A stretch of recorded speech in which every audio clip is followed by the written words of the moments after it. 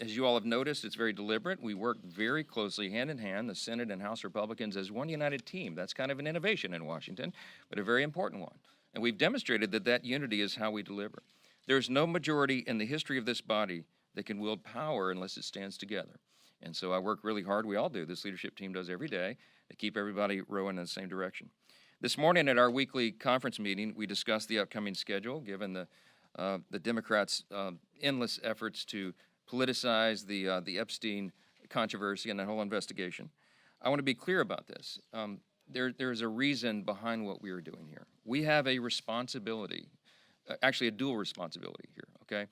I've been on record very clearly that I believe in maximum transparency. I think every single House Republican will say the same thing. In fact, they've told me that publicly and privately. They talk about this. We want maximum transparency.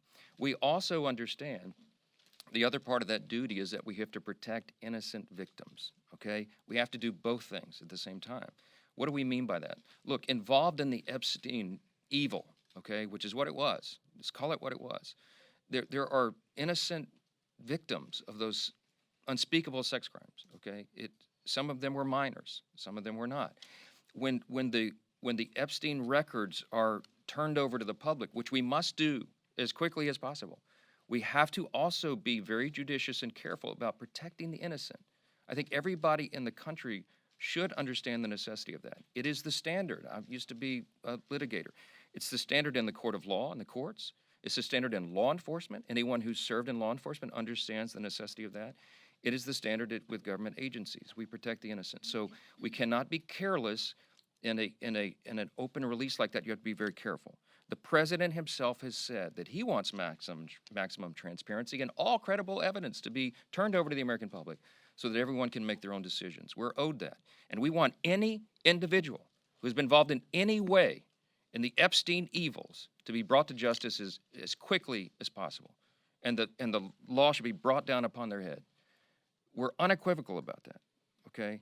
We have to make sure that the credible evidence is revealed, and we're doing that. The president has made a request to the courts in the grand jury testimony and the files there, for example.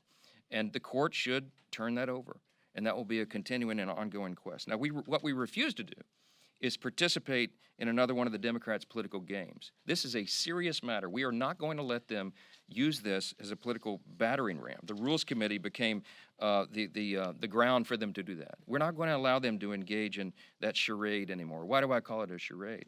Because the Democrats are trying to play gotcha politics right now when, as the leader just pointed out, they don't have any moral high ground on this at all. They controlled the Department of Justice for the last 4 years. Has anyone forgotten? They had all these files the entire time. They sat on everything Epstein related for 4 long years while President Biden was in office.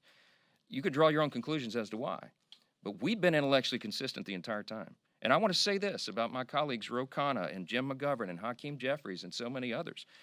They've tweeted about Epstein countless times in the last 2 weeks, but go back and look at their social media accounts, we have, and their public comments.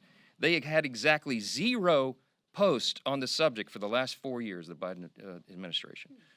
Interesting, isn't it? We all understand that the America First agenda and the American people are best served by putting an end to the Democrats' sideshows. And that's what we're doing by not allowing the Rules Committee to continue with that nonsense this week.